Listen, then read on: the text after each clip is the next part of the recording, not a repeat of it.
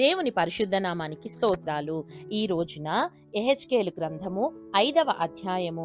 ఈ అధ్యాయములో 17 వచనాలున్నాయి.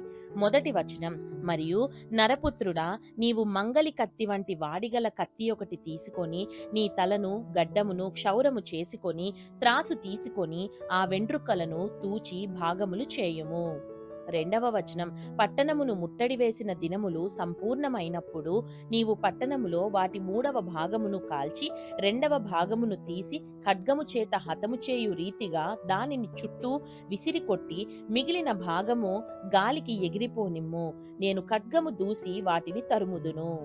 మూడవ వచనం, అయితే వాటిలో కొన్నిటిని తీసుకొని నీ చెంగున కట్టుకొనుము.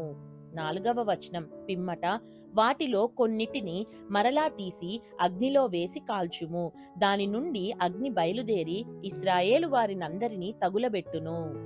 ఐదవ వచనం, మరియు ప్రభువైన యెహోవా ఇలాగు సెలవిచ్చెను, ఇది యెరూషలేము గదా, అన్యజనుల మధ్య నేను దాని నుంచి తిని దాని చుట్టూ రాజ్యములున్నవి.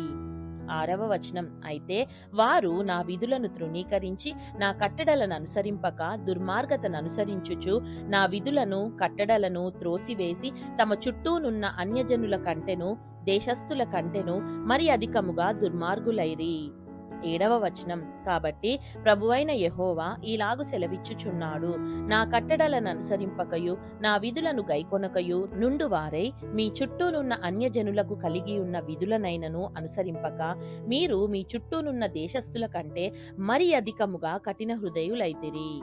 ఎనిమిదవ వచనం, కావున ప్రభువైన యెహోవానగు నేను నీకు విరోధినైతిని, అన్యజనులు చూచుచుండగా నీకు శిక్ష విధింతును. తొమ్మిదవ వచనం, నీ హేయ కృత్యములను బట్టి పూర్వమందు నేను చేయని కార్యమును ఇక మీదట నేను చేయబూనుకొనని కార్యమును నీ మధ్య జరిగింతును. పదవ వచనం, కావున నీ మధ్య తండ్రులు తమ కుమారులను భక్షింతురు, కుమారులు తమ తండ్రులను భక్షింతురు.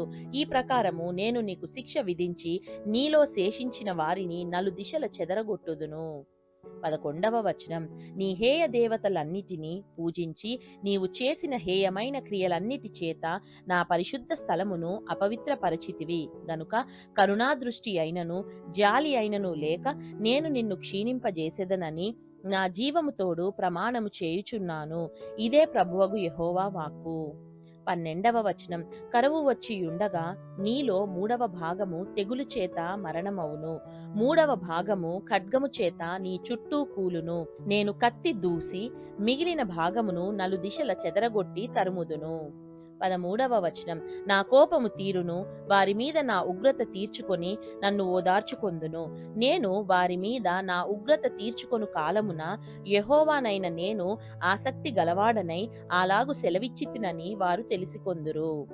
14వ వచనం, అలాగు నీ చుట్టూనున్న అన్యజనులలో నిన్ను చూచు వారందరి దృష్టికి పాడుగాను నిందాస్పదముగాను నేను నిన్ను చేయుదును.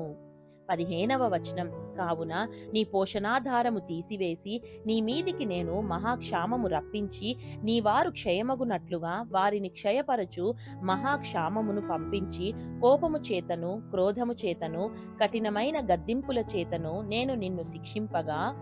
16వ వచనం, నీ చుట్టూనున్న అన్యజనులకు నీవు నిందకును ఎగతాళికిని హెచ్చరికకును విస్మయమునకును ఆస్పదముగా ఉందువు. యెహోవానగు నేనే ఆజ్ఞ ఇచ్చియున్నాను.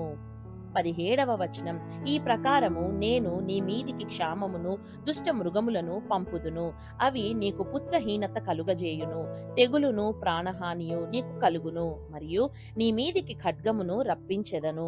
యెహోవానగు నేనే ఇలాగు ఆజ్ఞ ఇచ్చుచున్నాడు. దేవుడు చదవబడిన పరిశుద్ధ వాక్యాన్ని మనందరి వినికిడిలో దీవించి మనల్ని ఆశీర్వదించునుగాక. ఆమేన్.